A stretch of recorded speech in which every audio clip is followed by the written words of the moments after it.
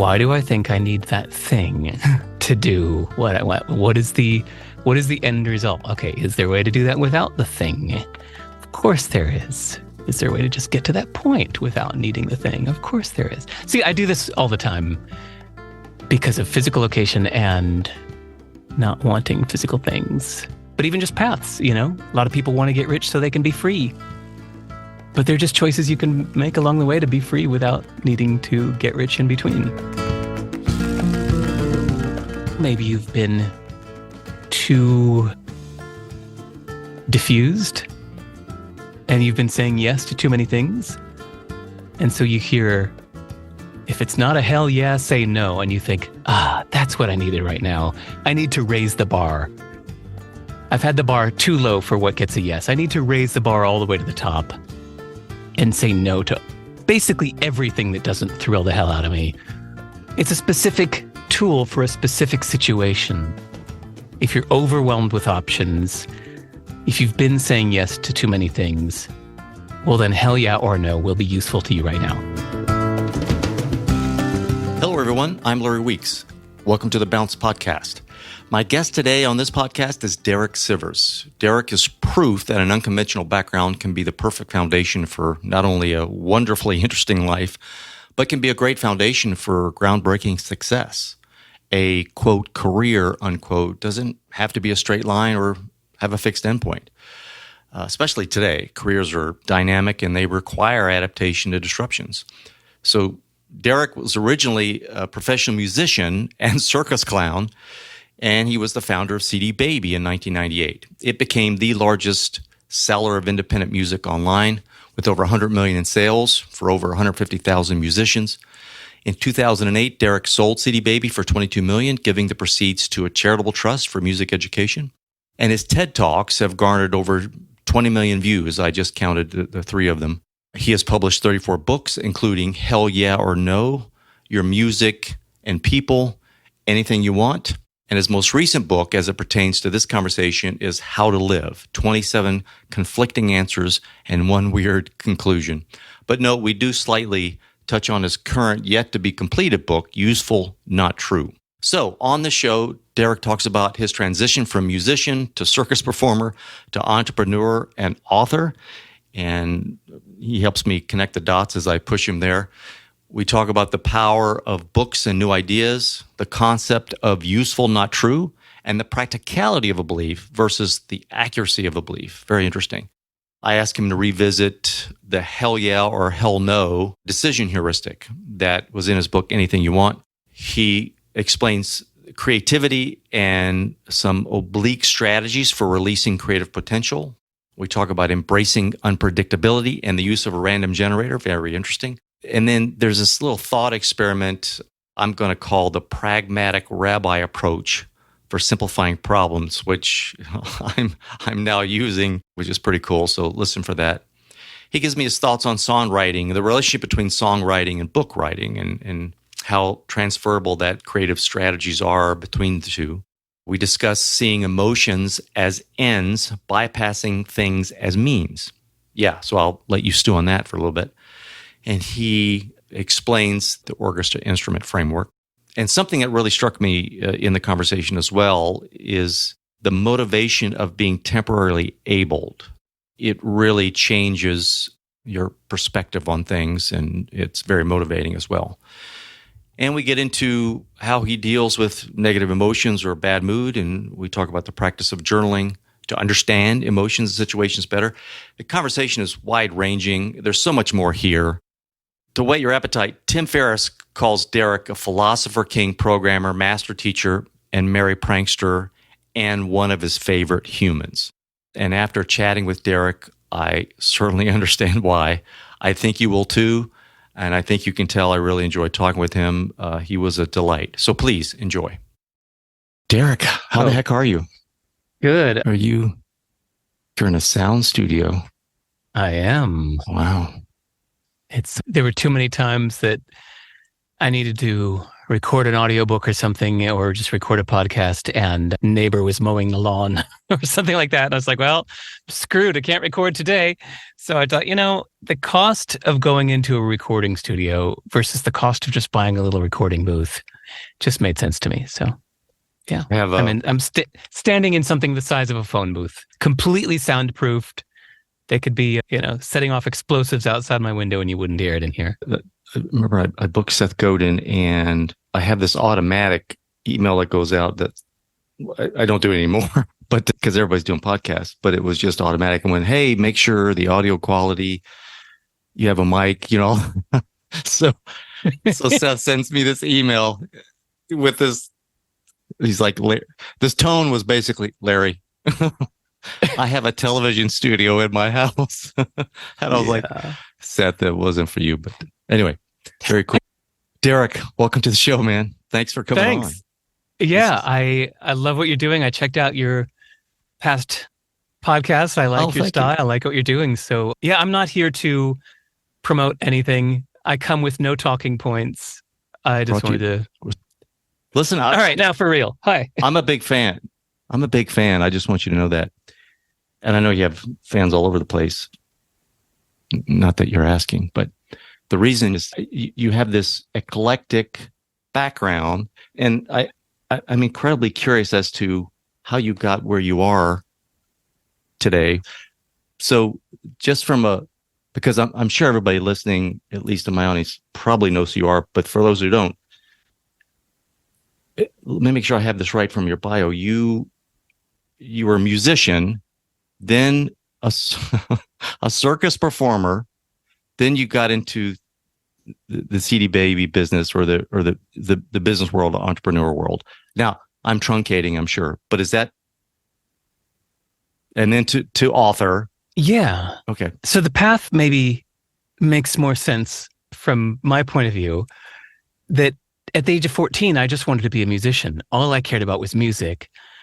And so from the age of 14 to 29, I just single-mindedly pursued this one thing. All I wanted was to be a great musician. So that's all I did from 14 to 29. Laser focused. But then at 29, I was selling my CD at a time in 1997 when Amazon was just a bookstore and there was no PayPal. And if you wanted to sell your own music directly, there was literally not a single business anywhere on the internet that would do it for you. So I built my own website to sell my CD with a little shopping cart. And it was so unusual at the time that all of my musician friends in New York City said, whoa, dude, could you sell my CD through that thing? And I said, yeah, all right, sure. Just as a favor to friends, I set up this website to sell my friends' CDs. But with damn lucky timing, it quickly became the largest seller of independent music on the web and took over my own aspirations to be a great musician, which I had been doing for 15 years at that point. So actually I was welcoming a change of pace.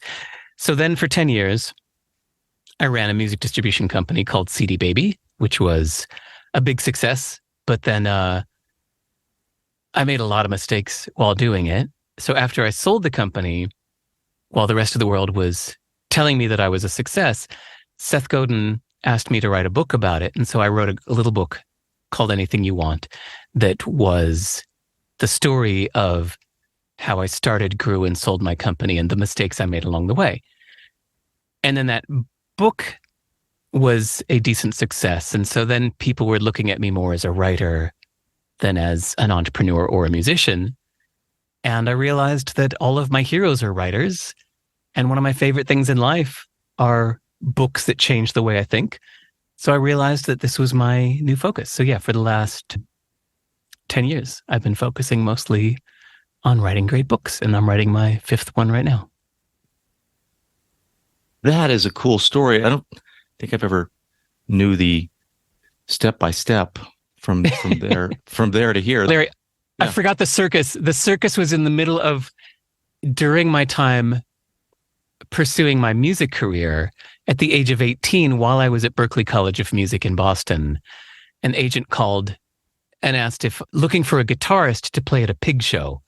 And then an agent actually called the bass player in my band And he said, I don't want the gig. And he said, do you want it? It's playing guitar at a pig show. It pays $75.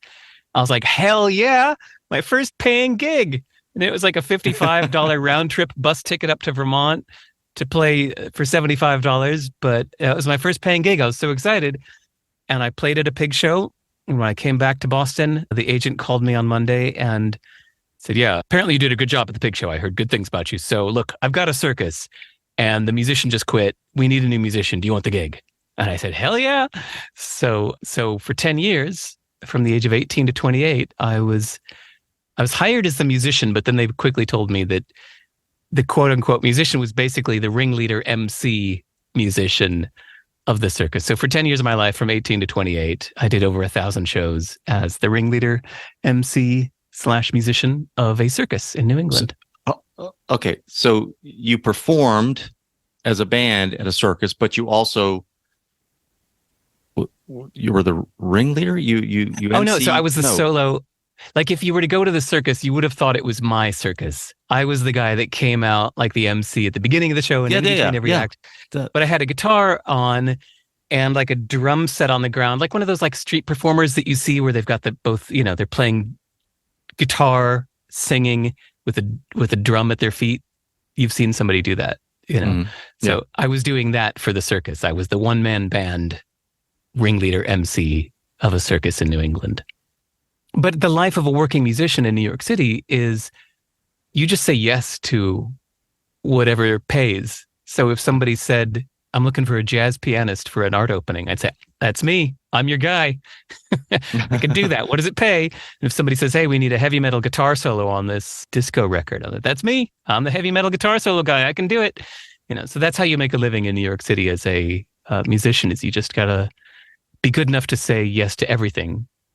I was never a great jazz pianist. I was never a great heavy metal solo guitarist, but I could do enough to get the gig. Did the music ever call you, or did you ever do it again once you had an X amount of success, whether that's with CD Baby or whatever, to say, hey, I'm going to start a band now? You know, it's funny. Do you know Mark Manson, who wrote the book Subtle Art of Not Giving a Fuck? I've interviewed him. Yep. Okay, cool. So Mark and I were just talking about this last week. A thing we have in common is we both used to play guitar hours a day. Like it was our main thing.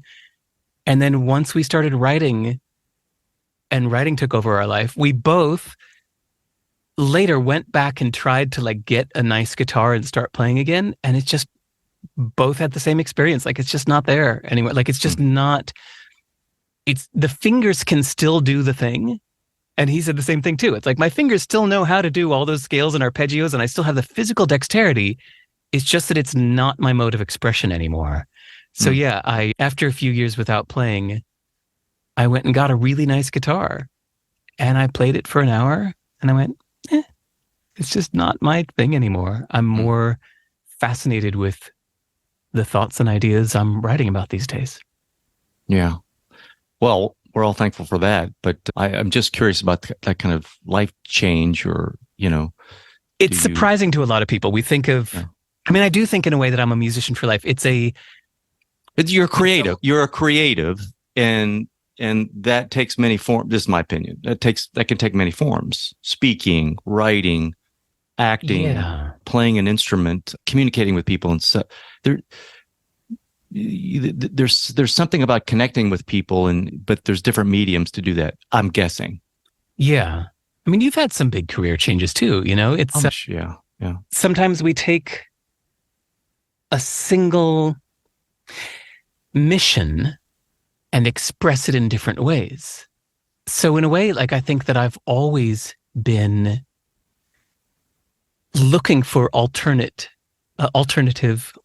perspectives, whether that's through music, kind of saying, okay, well, here's the way the Beatles wrote that melody, and here's the way they got those chord changes. But here's the way that Fela Anikulapo Kuti does it in Nigeria, who's one of my favorite musicians. But now what if I were to take the Beatles approach to melody and mix it with what Fela Anikulapo Kuti is doing? But then I really like the way that these trip hop producers kind of mess with the frequencies and cut off the high end. And And so let me try to combine those and see what happens. And I'll like do that. Like that's how I would make music. Or I'd hear an Elvis Costello melody, but I'd want to mix it with this Bjork style arrangement and sing like Sigur Rós or something like that. And I try to mix these things to just try to find a different point of view. But then I start a business by accident, like I told you, just because people asked me to. And I think, okay, well, the way that most people do business is this, but I don't know, that just seems kind of stupid to me. Why not try it like this? Like, what if I were to give away all the profits in a way and like let the, like I just find different ways to, alternative ways of thinking of whatever I'm doing. It's like an ongoing experiment. Let's see what happens if. And then now I guess I'm writing books. So it's like, well, most people tend to approach the world this way, but what if we like deliberately adopted this belief system and tried this? Then what would happen? And most people tend to just sign a deal with Penguin and let Penguin publish their books. But what if I were to do this all myself? How would I like to do it? And so to me, that's like this common thread of whether it was making music, then making a business, then doing my books. It feels like it's all the same thing for me. It's a medium that you're playing with. Is that how writing is? Like, and I don't mean the ideas because you just expressed that, but I mean the actual phrasing and wording of what you're writing. Are you thinking of that as well? Like, oh yeah, I'm glad you brought this up. What if I said it this way? Or yes. Oh, Larry, it feels like songwriting now that people tell me that my writing style is unusual. And I think it's because I'm still taking the same approach I took when writing songs. Because I wrote over 100 songs over 15 years. And so now, like, there's a certain way when you're writing a song, you've got a melody. Let's say you've already got the melody and it's, da da da da da. And it's like, I've got 5 syllables and I want to say this. How do I express this in 5 syllables? Da da da da da. I'm like, but the emphasis on the syllable has to match the melody. And so you really kind of craft every single word and syllable. And I did that for 10 years of my life, for 100 songs at least. And then now as I'm writing books, then yeah, I've got this idea, but I don't want to be blah, blah, blah, blah, blah, and fill 400 pages full of nonsense that could be an article, right? Like it's the number one criticism of nonfiction books is when people read this 300-page book and they go, it could have been an article. I think, yeah, I agree. There's often 30 or 40 good sentences in a 300-page book. So how can I just write the good sentences and leave out everything else? And so I use my songwriting techniques of sweating every syllable, That's your next book. Well, that's all of my books, honestly. The songwriting, writing technique or something. Yeah. Right. Songwriting and writing. Right. No, so my last book, the newest one that's currently out is called How to Live. And I took that to an extreme. It's almost like poetry because I was trying to express haiku or something. Yeah, almost. Yeah. It was almost like everything I've ever learned in life in one book. So the rough draft was 3,000 pages. And I was like, okay, there, I've said everything I want to say, but I'm sure as hell not going to publish a 3,000-page book. So it took me 2 years to compress the 3,000 pages down to 112 pages. It's now basically every sentence that's left in that book used to be a whole page, and I found a way to express a whole page of thoughts in one sentence. So it means there's not a wasted word in there. It's an unusual read. And the new book I'm writing now called Useful Not True, I've spent years thinking this way, but casually. And people kept asking me about it. And I got more and more interested in looking deeper into why I think this way, why I choose thoughts that are useful, whether or not they're true. And so I spent the last year and a half researching the idea more and kind of thinking how I'm going to write it and dumping a lot of my thoughts, a lot of input, a lot of output. And now just about a month ago, I'm actually writing the final words that will go into the book, which of course are very short and punchy, but it's after tons of, unfiltered thoughts put into my notes. And so these days, books are my favorite thing in the world. I'm such a fan of these philosophical nonfiction books that change the way I think about the world. It's one of the greatest feelings in life to me, is to feel your brain changing and rewiring upon hearing a new idea. And you go, oh, whoa, I never thought about it that way. High five. Are you to high that. five? I wasn't, that's funny. Like those of you just listening, Larry kind of put his hand up to the camera. I was like, wait, are you telling me to stop? Oh no, good. He's high fiving. No, amen. Yeah. You know, Yeah. So the best thing that my parents ever did, but my mom, I credit, by the way, my mom, who did not graduate high school, read more than my father, who did graduate high school. And then she instilled, you said it beautifully. The books blowing up my brain, give me another world. I'm going through a tunnel. I'm another dimension. What? Mystery. What don't I know about what I don't know? Just this whole turtles all the way down. It's reading and ideas, man, you know? And so my mother, I love monsters. I still do to this day, just monsters and scary movies. And I was, instead of race cars as a kid, I collected monster models and spent hours painting them. And I had Frankenstein. I had a 6-foot poster of Frankenstein on my bedroom door. And my mom, I wanted a magazine. It was called Creepy Magazine. It was a comic. It was a black and white comic, all scary stories, you know. And I said, Mom, can I have this mag? She ordered a year subscription, and anything that I wanted to read. Well, luckily I was a fairly square kid, but the creepy thing, the monster thing, that's kind of weird. She was like feeding this desire, because I would spend hours in my room by myself.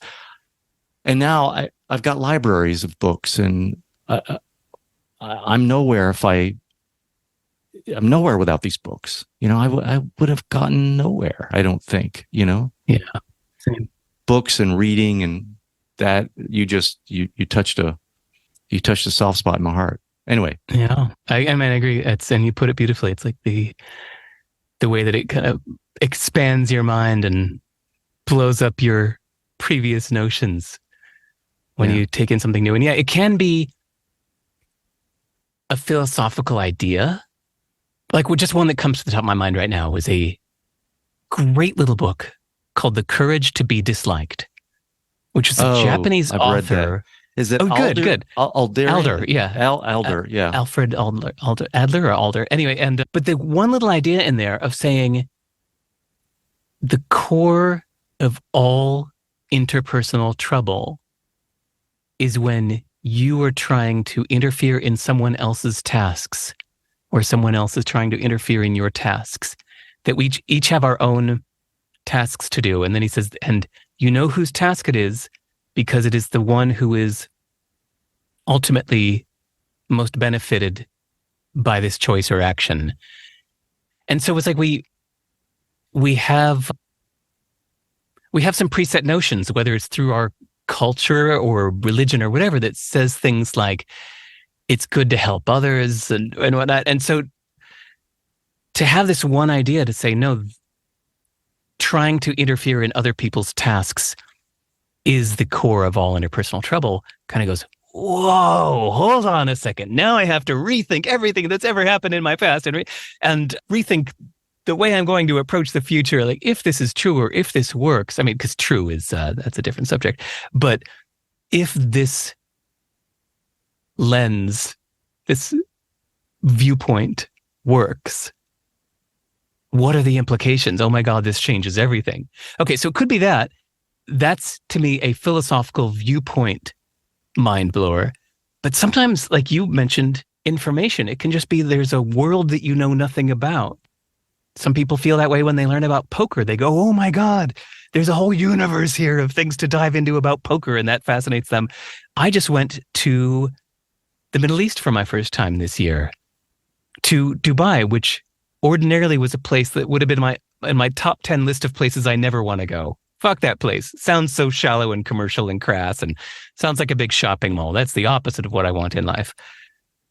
But I challenged my prejudice and I got off the plane for 2 days.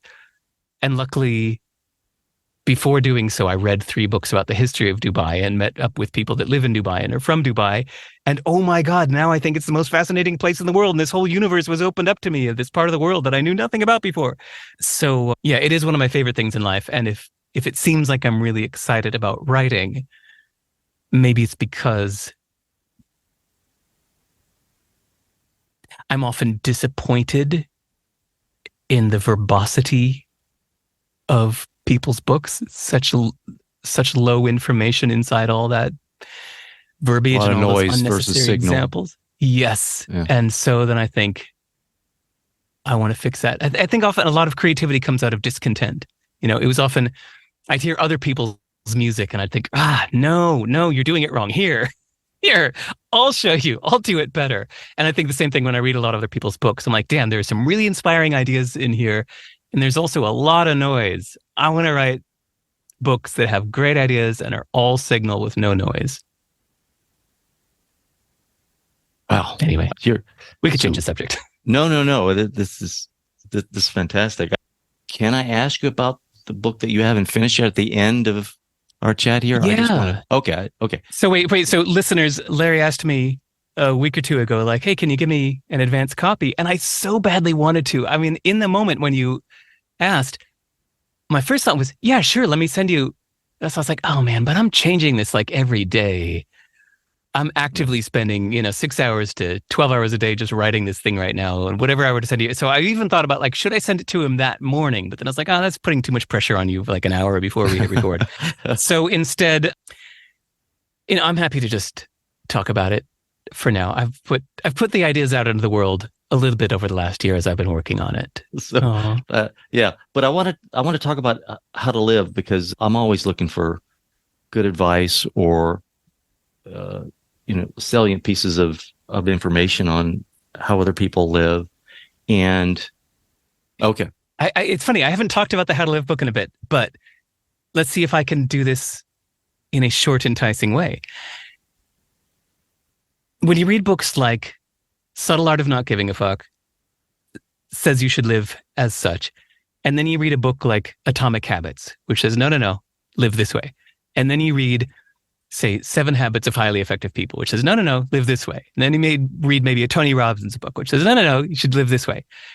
You read The Power of Now. You read, and all of these books are like their own little universe where everything is correct if you follow this life methodology. Just do what I say. Life will be wonderful. But they all conflict with each other. But they're all not wrong. And so, pause that for a second.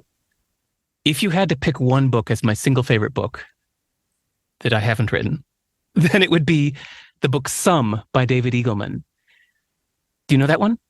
I do. I've never heard of that book. Oh, good. All right. SUM by David Eagleman is a tiny little book with a fascinating format. The subtitle is 40 Tales from the Afterlives. It's fiction-ish. And he's answering the question, what happens when you die? But he's answering it in 40 different ways. So one chapter will say, when you die, you're surrounded by a bunch of little thuggish creatures that are looking at you saying, what is answer? What is answer? And no matter what you try to say, they just look confused and they just keep saying, what is answer? And it takes you a while to figure out that you are an artificial intelligence program, that what you knew as your life was actually the running of a program that these creatures wrote to figure out the meaning of life. But now the program is done and they want to know what you've learned. But you try to explain everything you've learned in life, but they're just too dumb to understand it because you've grown smarter than your creators. Okay, but then another chapter will say, chapter 9, when you die, you're immediately greeted by somebody that says, well, in that life, you chose to be a man, but once again, as you chose to be a human last time, now you can choose any creature to be. What would you like to be? And this time you decide you choose to be a horse.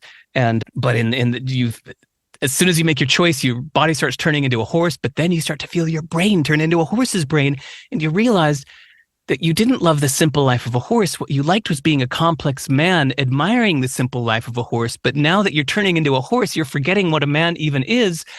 And at the last minute, you try to change your mind, but all that comes out is, and in the last second before you become a horse, your final thought is, I wonder what kind of complex, beautiful creature I must have been before that chose the simple life of a man. So it's 40 beautiful little short stories, all answering the same question 40 different ways. And I love that book so much. I read it twice.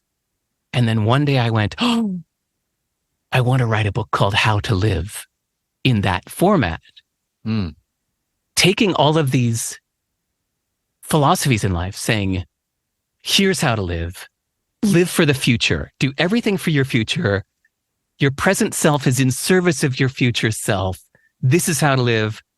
And if you follow this to the logical conclusion, therefore you must do the following things. And this is all the reasons why this is the correct answer. This is how to live. And the next chapter says, here's how to live. Live for the moment. Fill your senses. The past doesn't exist. It's just your memories. The future doesn't exist. It's just your imagination. All that really exists is this moment right now. Do everything for now. Fill your senses, And then the next chapter will say, here's how to live. Follow the pain. Whatever hurts you is good for you. So in every single way, every day, whatever hurts is what you should be doing. The pain will guide you to the path you need. And the next chapter will say, here's how to live. Live for others. Live generously. This is what we're all here on earth to do, is to live for others. And so my little tiny 112-page book called How to Live is subtitle 27 Answers and One Weird Conclusion. So it's 27 answers to that one question, how to live, in 27 conflicting chapters. How'd I do? How was that for a summary? Well, you did great. And I wish I had known the story of some as a framework before I read the book. Because now I'm thinking, how would that book have affected me with that? Because I didn't have hangers to hang the ideas on, because they were conflicting. Yeah. Deliberately conflicting. It was meant to spin you around. Yes, but there was a purpose for the spinning that I wasn't fully aware of till you just now told me. I mean, I was kind of aware where you're going, but so first of all, I get the fact. So let's say there's a car accident. If you have on a street corner and you have somebody on every corner of that street, they're going to see something a little different. Yes. Same accident, right? And life is like that. So let me go ahead and see if I can still ask these questions. What kind of resonated with me, but also I want to get some clarity from you for some of the points and where they fit into the whole. So let me start with decisions, because you are also very well known for the book Anything You Want, right? Yeah. And in that, what hit the cultural jet stream was this hell yeah or no. What's worth doing? And you wrote a book. I think you wrote another book about it later. Yeah. I've had other guests on the podcast. We talk about decision making, and some of it uses probabilities and neuroscience or statistics and weightings and all this. When I first heard, is something a hell yeah or no? And if, by the way, if I'm not phrasing that correctly, let me know. It really resonated with me because I think we're always going through decisions, but there have been some big decisions I've been trying to make, obviously was trying to make in the past. So, I wanted to use the framework hell yeah or no. And something got in the way.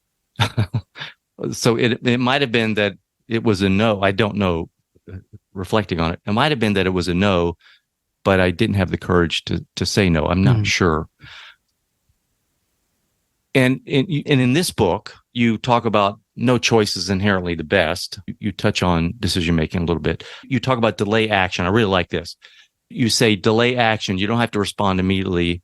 You can think through something, especially if it feels important to you, very important to you. You said just wait maybe to the next day or just delay it, which is also a decision framework I heard before from Shane Parrish. He says, before you make the decision that you're going to, whatever the decision is, you're going to make the decision, write it down, but then sleep on it.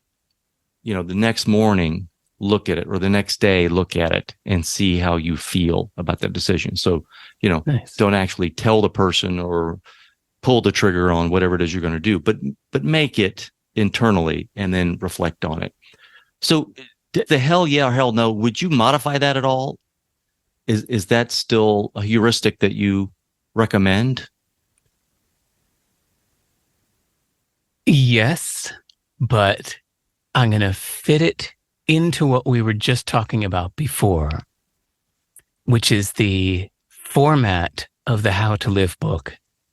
The weird conclusion that's referenced in the subtitle is a picture on the last page of the book of an orchestra seating chart with 27 instruments in the orchestra. Not coincidence that there are 27 How to Live chapters and then 27 instruments in this picture, because I see life philosophies like instruments in an orchestra. And if you were to go to a composer and say, which one is the best? You'd say, I disagree with the question. You can't say the flute. The flute is the best, or the harp. The harp is the best. It's like, no, you use different instruments at different times when needed. And in fact, we combine them all the time. It's not that one instrument in the orchestra plays at a time. You have the harp and the cellos playing, and then the oboe joins them. And then the harp and the cellos drop out and the oboe continues solo for a bit. Then the violins come in. This is how music goes. We use time, and each instrument has its own reason, its own voice. And so I think of that with any of these philosophies, whether it's a certain decision-making heuristic or a way of living that says, delay gratification or live for the moment. These are like instruments in the orchestra. You can't declare them as right or wrong. You can just decide that this is what you need as the composer of your life. This is the sound you want right now. It's a menu. This is what it's on the menu. Yeah, it's a menu. And this is what your life was lacking right now. Maybe you've been too diffused and you've been saying yes to too many things. And so you hear, if it's not a hell yeah, say no. And you think, that's what I needed right now. I need to raise the bar. I've had the bar too low for what gets a yes. I need to raise the bar all the way to the top and say no to basically everything that doesn't thrill the hell out of me. It's a specific tool for a specific situation.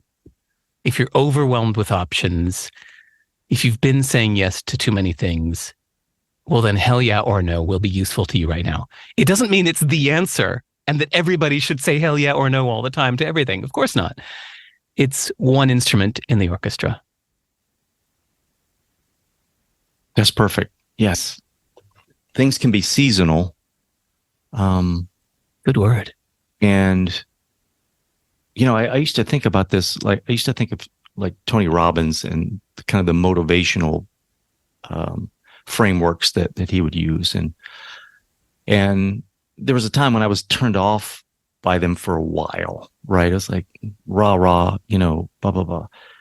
But then, because I was in a chill kind of a phase of what's it all about and the mystery of when everything's good and whatever, right? But I've recently found that those frameworks, some of those frameworks, and that rah, to get over a little hump in my life or a project or whatever, that is useful now, right? It's like, no, let me listen to that. Let me pull that out of the closet, or Let me pull that off the bookshelf and read that. It's appropriate now. And this is where I need the push. But a part of me was first discarding. Could you take the life advice that's in that book, or How to Live? And is there a way to have an 80-20? Is there 20% of that advice that you would say, hey, it's going to cover most situations? And this may be a difficult question in that sense. I think they're really the 27 chapters in How to Live are a variety of intentionally conflicting ones. Like, the first chapter says, be independent. It's all independence. The most important, all misery comes from dependency. But then the very next chapter is commit. Here's how to live. Commit. The way to make any choice great is by committing to it, etc. And so it keeps going on with as broad a spectrum as I could think to cover. And that's why I said that it was like the first draft was 3,000 pages. I really took everything I'd ever learned in life and put it in there. And then I even had to figure out how to categorize it. I think at first I had 30. I was trying to get 40 because it was an homage to the book Some, and he has 40 Tales from the Afterlife. So I was trying to make 40 How to Lives to match his. But then I thought, I've really only got 30 categories I think they fall into. And then in the final couple months of writing the book, there were 3 chapters that just felt like the weakest. So I cut those 3. But I took the bits of wisdom from them and fit them into other categories in the 27 chapters. Point is, I don't think any one is the answer. In fact, it was wonderfully appropriate that as I was writing it, I had a girlfriend that she related the most to the chapter that I relate to the least, which was the one that was just fill your senses, do everything for the moment. Or no, sorry. It was the do nothing. One of the chapters is like, here's how to live, do nothing. You don't have to do a damn thing. And she said, that's the one that speaks to me the most. This is the one that I feel, right? And I was like, wow, that's the one that was the hardest for me to put in there because I relate to it the least. So no, I think it's everybody's got their own nature and temperament, something that works for you. And again, wherever you are in your life at any given moment, these are probably. So one that what I'm opposed to, sorry to interrupt, but what I'm opposed to is anybody that then find that something works for them, going and telling the whole world that this is what you should do. So if somebody felt like if your life was too adrift and you felt that some kind of fundamentalism, following the ancient rules, this is what worked for me. I was too adrift, following these ancient rules to the letter. This gave my life meaning. Okay, great. That gave your life meaning.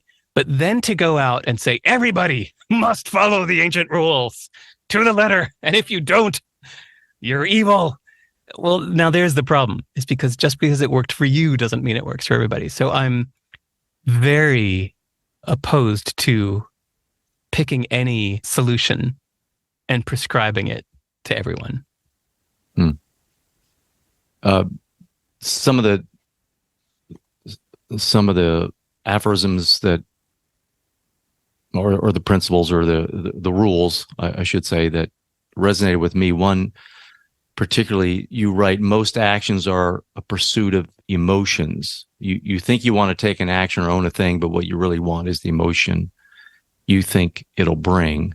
And then later on, the whole experience of life is your mind. Focus on your internal world, not external world. That really rings true for me right now in my life, but it's something I've discovered over time but I'm curious, are you there in your life? I mean, or have you been there for a while? Have you been able to notice or have an emotional life, a rich emotional life that's separate from an action or a thing? Yeah. I've had to do that partially with my physical location in New Zealand, and I want to be here for my kid. I like being with him every week. His mom and I broke up when he was 2 years old, and she has a job here working for the New Zealand government. And so she needs to be here. And she also doesn't want to go more than a week without seeing him. Neither do I. So basically, all three of us are bound here because of her job. And so there are many things that I've wanted to do that would be best done by being somewhere else physically, whether that's New York City or, I don't know, Tanzania. And I think, well, I can't. So, okay, what was it I wanted out of that experience? Why do I think I need to be in New York City to do such and such? As well, it's because of this. And I think, well, I can't do that. So therefore, and I just find another way to do it. In my head, I try to go directly for the emotion I was hoping to get instead of thinking I need to think. Of course, I do that with physical things too. Minimalism, I don't even need the ism on it. I'm just happier when I have less stuff. Owning stuff makes me feel like a caretaker. And the more stuff I own makes me feel like I have to take care of more things. So there have been times when I've been tempted to get a thing to achieve a certain aim. And I stop myself and I go, wait, hold on. Why do I think I need that thing to do what I want? What is the end result? Okay, is there a way to do that without the thing? Of course there is. Is there a way to just get to that point without needing the thing? Of course there is. See, I do this all the time because of physical location and not wanting physical things. But even just paths, a lot of people want to get rich so they can be free. But they're just choices you can make along the way to be free without needing to get rich in between. I got a question just like a couple days ago. A woman said, I want to make a lot of money. Please teach me how to make a lot of money because I really want nice things. Maybe it's because I grew up in Russia, but I love really nice things. The things I like are expensive, and I love these expensive things. So I need to learn how to make a lot of money. And I said, I think what you're saying is there's a big hole in the bottom of your boat and you're asking my advice on making a better sail. So I think you need to patch that hole in your boat. Otherwise, no sail will The work. need. Yeah. The craving for the expensive things. You could just address that directly instead of thinking you need to make a lot of money to fill it. So you also, another line, and I wrote a few of these down here is, and this one is a head scratcher for me. Choose a life where you choose nothing. Let the random generator decide what you do, where you go, and who you meet. On the one hand, there's a spiritual part of me that resonates with, where, a form of letting go. But I'm not sure I get that. I'm sure I need to take it on face value, but how would you do that? What's the random generator? I was trying to keep the book. I was trying to keep the book timeless. So I didn't want to point to specific URLs and quote specific names. But there is a guy, if you search out there, I forget his name right now off the top of my head, but it's in my notes. There's a guy that made this his life's mission to choose everything randomly. And he's got a wonderful philosophy behind it. And so he uses a random number generator and he opens up his randomness to the world, where he lets the world randomly pick where he's going to live. And then he moves to the place that the internet picked randomly. And then when he gets there, he uses a random thing to help guide him to where he's going to stay for the night, which he didn't plan in advance. And he has a wonderful philosophy about letting chance lead you to discoveries that your determinism would never have led you to. Because that we have a certain path in life, whether it's if you think that there is no free will, or that we just have certain tendencies that are always going to steer you a certain way, you could accept that and just go with your tendencies and accept that your life is written in advance for the most part through your DNA and preferences. Or you could kick and scream and resist that by almost obediently and blindly following what some other randomness picks for you and doing that thing. It's a beautiful way to live. And I think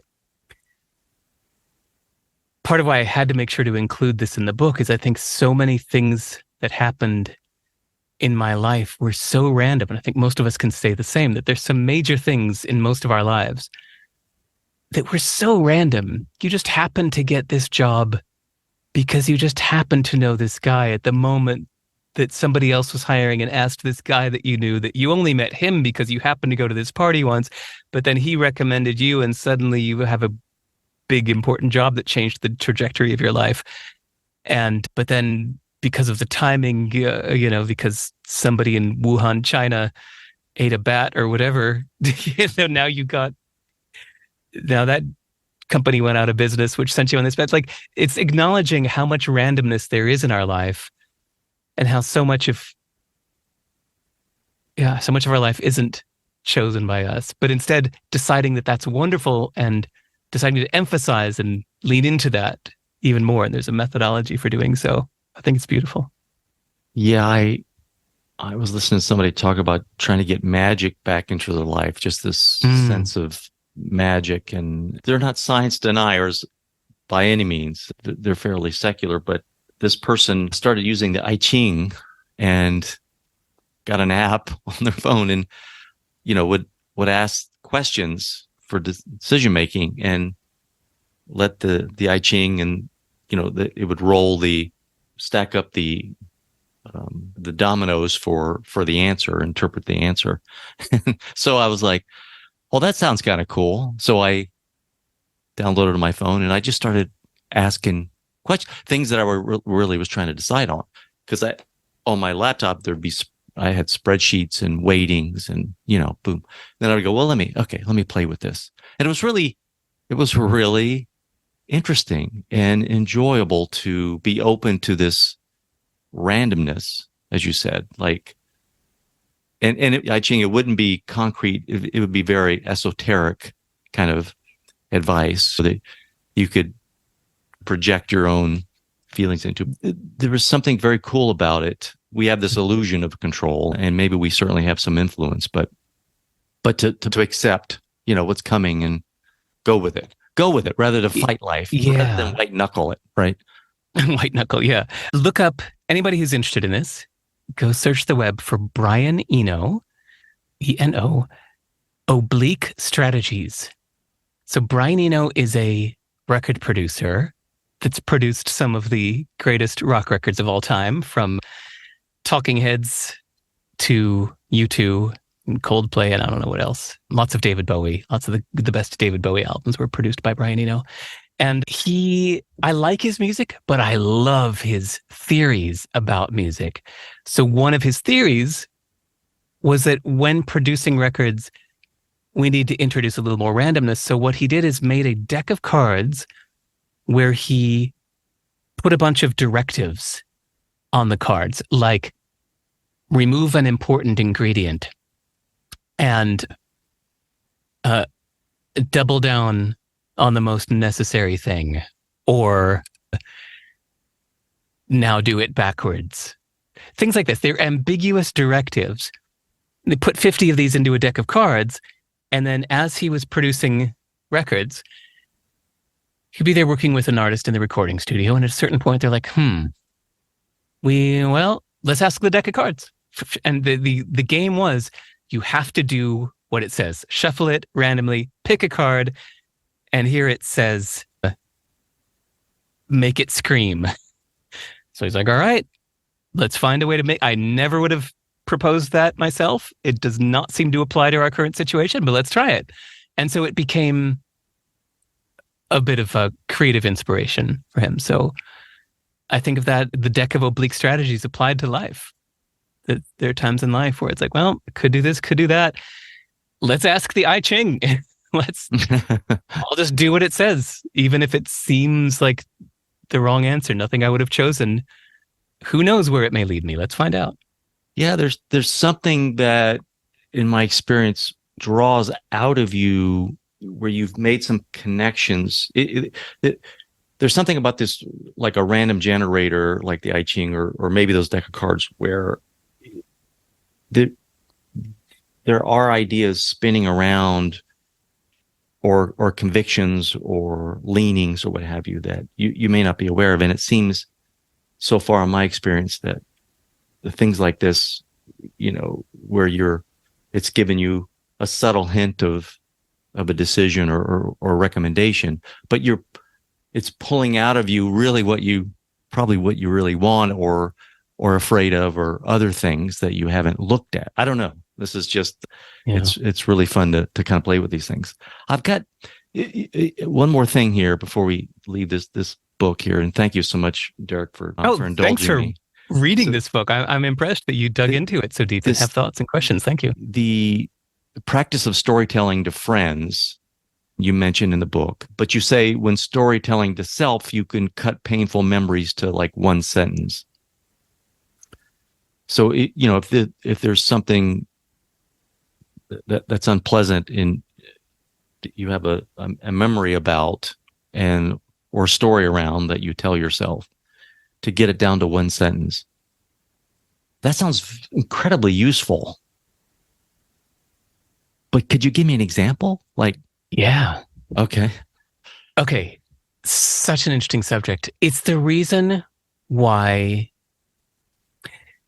it feels good to talk to a friend, is inside your own head and heart, you have a bajillion scrambled thoughts and feelings all churning together, often in an unpleasant way, if you've got something going on that you need to talk with a friend. But then you talk with a friend who cares about you, but doesn't have infinite patience. They won't listen to the 9-hour version of this, but they'll listen to the 45-minute version of what's going on. So you find a way to try to summarize your situation into a 45-minute conversation with your friend, or into a 45-minute monologue, and just the act of doing that simplifies it a bit, which helps you feel a little more tranquility because you've simplified it.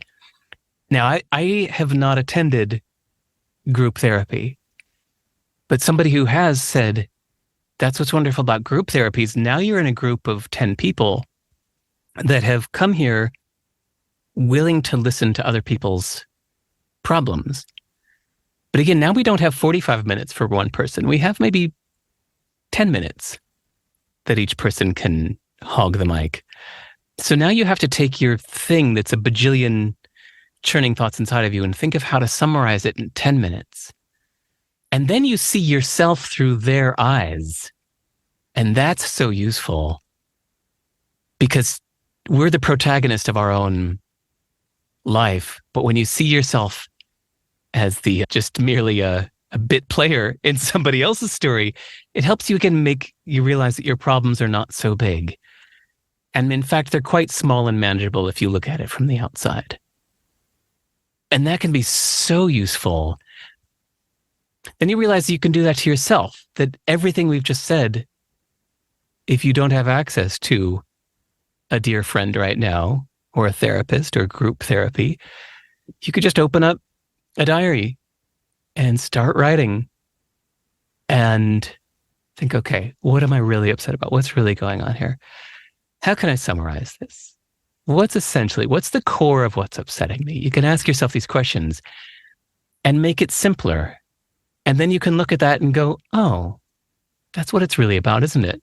I'm really just upset about this thing. That's not so complex after all. And you can do that with your past. If you feel haunted by something, you can think of a simple version of the story so it's not haunting you anymore. In fact, now it's just a little plastic statue of a ghost instead of a terrifying specter. You can do that about the future.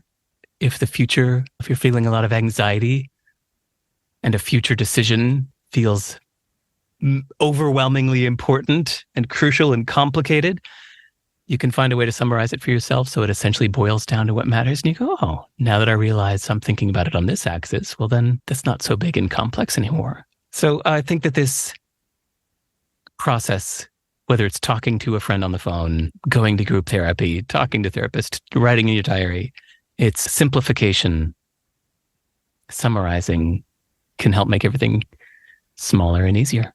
Yeah, I was thinking about, there's this another technique or tactic where you look at something like from a third party. You look at, let's say, a situation or a conversation or a fight or whatever it is, right? Something that's got a lot of negative emotion around it, and it rolls around in your head. But if you could look at it as just a camera recording something, kind of objectively, just with film, Super 8 film, running the camera and recording it.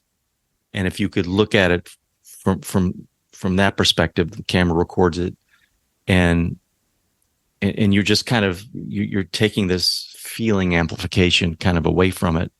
Because I was trying to think of something that was in my past that occasionally raises its head and bothers me. And then I was looking at your advice, and I'm like, okay, how would I boil this down? And it was almost silly, because it was like I walked into a room, sat down, had a meeting. He talked, I talked. And then I left. I mean, in reality, that's really what happened. Right. The conversation was difficult, but at the end of the day, it was a conversation, Yeah.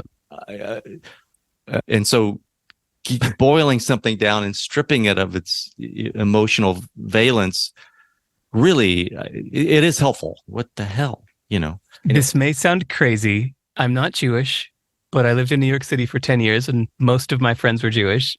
And I picture the cliche of the rabbi with the long white beard and no time for your shit. He's a very practical guy. And I imagine going to, like, I didn't actually do this in real life, but in my head, I often imagine, what would the rabbi say? And like, I've got this big complicated thing. And if I were to go like have 5 minutes with the rabbi or 10 minutes, and I'd like go blah, blah, blah, blah, blah, here's my situation. And I always imagine the rabbi would go, so what you're saying is you tried it once and you were disappointed. So that's it? Okay. You tried it again? No, I didn't try it. It sounds to me like you need to try it again. Okay, don't bother me. And it's like the guy that doesn't have time for your shit and just boils things down to their most practical essence. It's really useful. And you can just do this all in your head, I got married much later in life, and I wasn't married long, and most of my friends have been married 20 years or longer. So I'm going to work with one of them one time, and I tell him I had a fight with my wife. I said, man, last night I had a fight with my wife, and I was upset. And he said, did anybody throw anything? I said, no. He goes, rookie. I was like, this is normal? He goes, Larry. It was the rabbi kind of response. Yeah, come back when you have a fight. That doesn't qualify. Okay. But Derek, can we, before we sign off here, by the way, I wanted to ask you where the music industry, I don't know if you're still in it or think about it or investigate it. No, I might even need to interrupt this question. Right. I don't know anything. Okay. When I left CD Baby, it was because the world has just changed. Yeah. I actually realized even while I was still at CD Baby, I was put up on panels in front of big audiences with moderators asking me about the music business. And I heard myself saying things out loud that were true a few years ago. And I realized, like, this isn't true anymore, is it? I'm full of shit, aren't I? I don't know what I'm talking about, do I? No, I don't. I need to stop doing this. I need to stop having any opinions about the music business because I don't know anymore. And so then I sold the company the next year, and I deliberately looked away from it, thinking, when I'm ready to get back into it someday, if I'm ready to get back into it someday, it will just have to be with fresh eyes, like I'm 16 years old again and I know nothing, because everything's changed. So sorry. No, that's quite right. I have a lot of friends who listen to the podcast, and they're musicians, and they're doing things here and there, and I'm sure they would want me to ask. But well, it's funny, I wrote a book called Your Music and People, which was, again, my culmination of every timeless lesson I had learned in my 15 years in the music business. Sorry, my 15 years as a musician and then 10 more years being the music distributor, the seller, being the guy behind the counter. So basically, I guess I was in it for 25 years in the music business. And I tried to think what lessons are timeless? Like what book could I write now that people could still read in 30 years and it would still apply? So my little purple book. I didn't think I saw that. I did. Maybe I missed it. What? It's called Your Music and People. It's just 100 pages or so. And it's the little timeless lessons learned from my thoughts on getting your music into people's hearts. But I don't, this is going to sound like a humble brag for a second, but a real marketing nerd I know who's like an absolute fanatic about marketing and lives and breathes marketing. I was really honored that he read it and read it metaphorically. And he said, dude, this is one of the best books on marketing I've ever read. I said, thank you. It's written to musicians, but it's also meant to be read metaphorically. I guess it's about humanistic, considerate marketing. Kind of like Seth Godin. Yeah, I was going to say, any fan of Seth Godin? The show's about Seth Godin, basically. Derek, can you talk about do you want to talk? Can you just tease us with the new book that's not done yet? Or or is it? Or about to be done? No. I'm still actively. Okay. I'm about a third of the way through writing what feels like the finished words. No, it's over the years. Let's just stay influenced by Tony Robbins. If any listener actually read his 1990 book called Awaken the Giant Within. So that's actually part of why I felt okay to bring it up, because you had mentioned him earlier. But yeah, I went and reread Awaken the Giant Within recently, and I thought, oh, this is where I got so many of my beliefs. It's a life philosophy that I read at 19 that changed the way I looked at the world. And I read it again at 21 and again at 23 and then again at 53. And I hadn't read it for 30 years in between.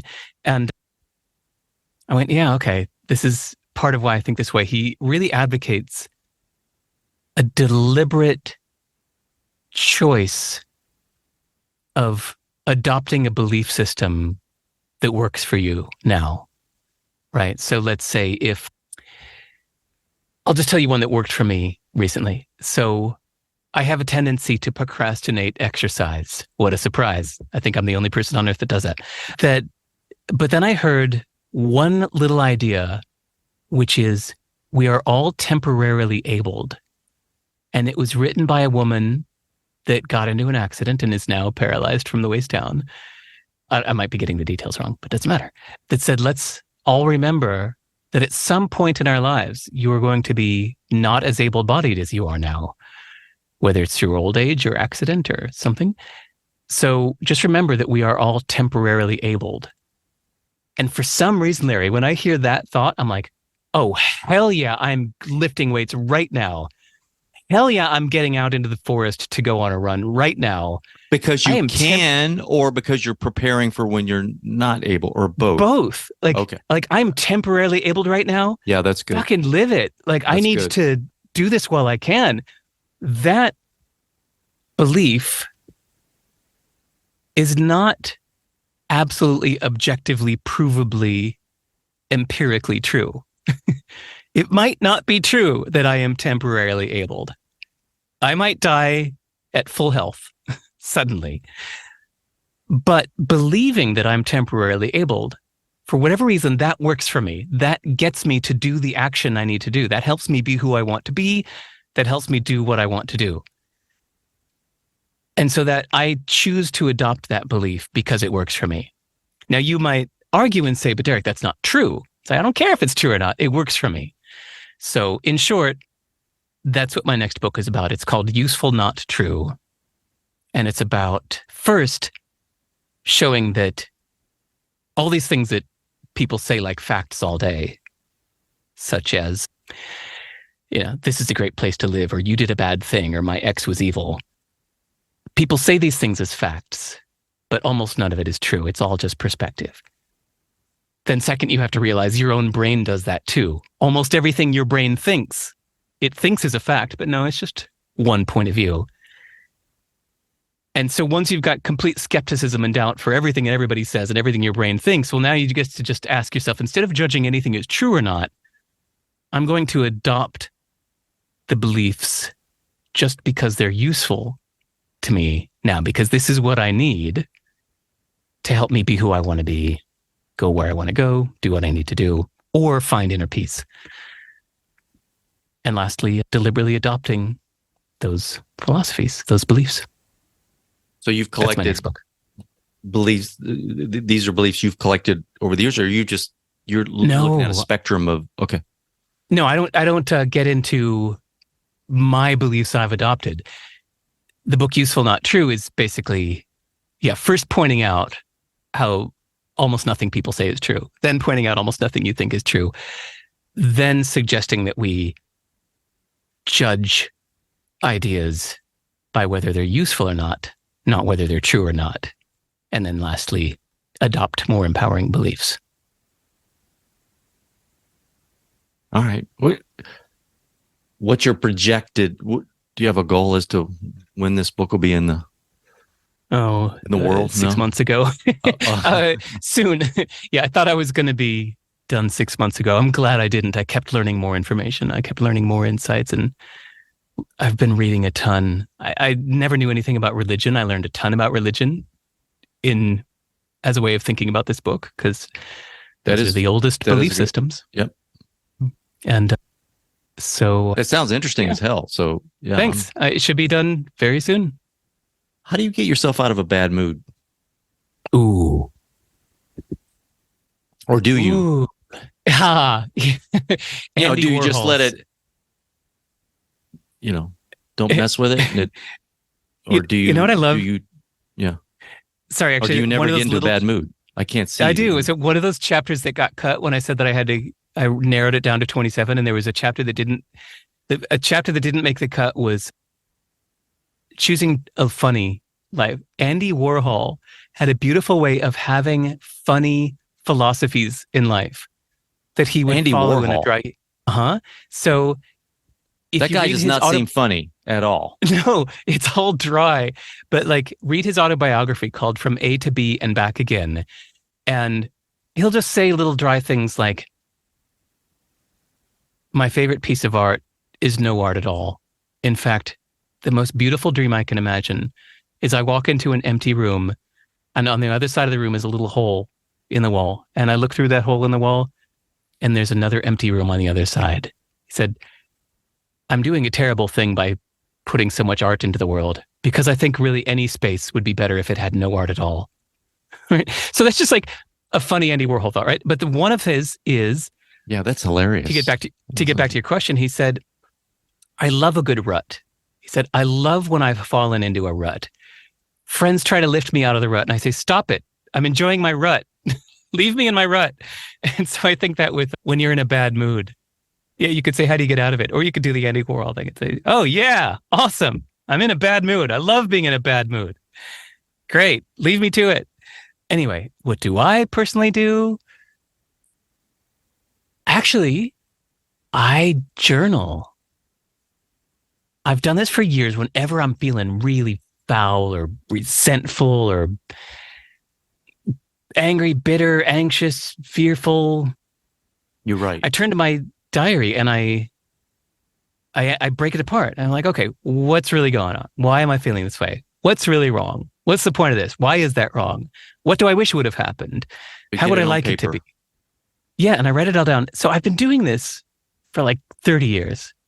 And only 2 years ago, I learned of something I'd never heard before called cognitive behavioral therapy. You've AKA never heard CBT. of CBT? I had never heard of it. Huh. And so I got a little book called Cognitive Behavioral Therapy for Dummies. And I went, oh, this is what I've been doing my whole life. Basically what they're prescribing and people say works well is what I have already been doing for 30 years. And so I think that's a lot of who I am is because, for all my foundational years since I was a teenager, basically, I've been doing hours a week of CBT without knowing that that's what it was. Wow. I had David Burns, one of the pioneers of CBT, or certainly one of the popularized. The musician? No, David Burns, medical doctor. Okay. pioneer in cognitive behavioral therapy. Okay. Wouldn't that be interesting if you're like, yes. the singer of the Talking Heads is the pioneer of cognitive behavioral therapy. So, wow, that threw me. You may ask yourself, what is this beautiful thing? You may say to yourself, what have I done? Yeah, I can see David Byrne, cognitive behavioral therapy. That works. Anyway, sorry. Derek, thank you so much for coming on.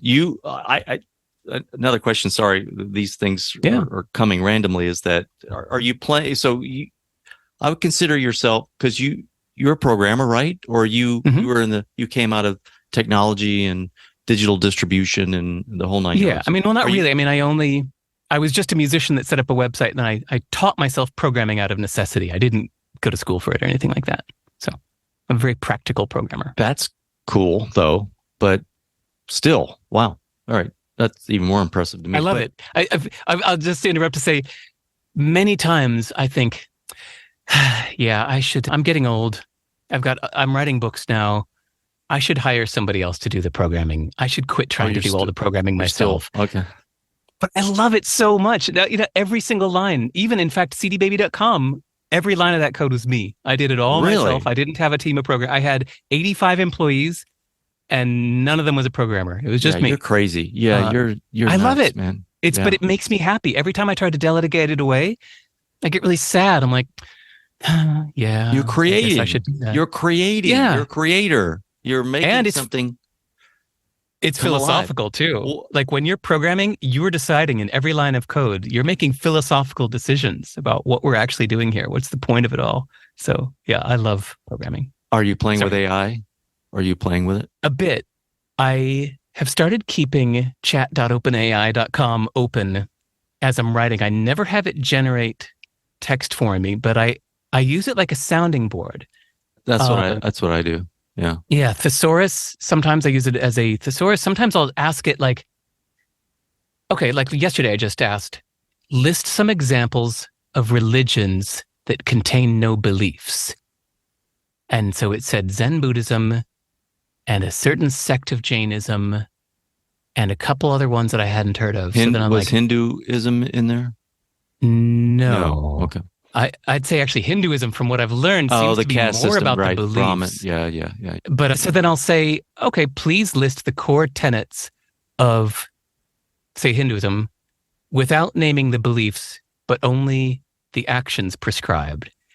And it's really good for this stuff. And again, I don't know if it's true or not, but that same question, I'd have to sift through so many web pages of puffery and ads and clickbait to get that information. And I really appreciate OpenAI for just giving me a paragraph of information of plain text. It's so appreciated. Yeah. Anyway, for when I'm done with this book, I'm going to put aside some time into playing with it for my own use. Derek, thank you for coming on and taking the time. Sorry, I thought I felt like I interrupted you. You were going to ask a question and I interrupted to say I love programming. But you were going to... Yeah, it's gone. I don't... Oh, I'm sorry. No, it's all right. I just have to make this choice whether it's the right thing to do to interrupt or not. It always is. You're a Pandora's box. It's like, you answer a question, another question comes, and I'm like, what? Where's that? So you and AJ Jacobs are one of the most interesting people. Oh, I love that dude. He was, I actually named dropped him in the book. He's one of the few people where I named a specific name. I love AJ. Me too. I'm such a fan of what he does and his approach to life, the pioneer. Let's testing just yourself. Experiment, get out there, geez. Derek, thank you so much, man. And I'd love to know about when the new book and when that's going to come out. I like the way you think. I love your questions. I love your ongoing push to expand your mind, as we nerded out on earlier with the books that we love. So anybody listening to this, go to my website. The reason I do these interviews, as you can tell, I'm not here to promote anything. I like the people that I meet. Yes, I think you seem like you want to help people or something in that. Yeah, I like knowing people. I like learning from people. So it's one of my favorite things in life is when somebody says, hey, I just listened to Larry's podcast and this is me. And I live in Germany. I'm doing this. Or, hi, this is me. I'm in Mexico and I build guitars and I think you should such and such. I just want to say hello. So I really like the people that I meet because they were listening to your podcast. So anybody, go to my website, sive.rs. Are you? And it looks like you're off Twitter in a sense. You haven't posted basically. Yeah. Okay. Yeah. Is that a no? Actually, I used to. I've never had a social media app on my phone in my whole life, and I used to use their API from the command line. Mm-hmm. And then when Elon Musk came in and somehow like changed the API, and now it just doesn't work anymore. So I'm like, I just stopped. I haven't gone in to fix it. Maybe I can, but I don't care enough.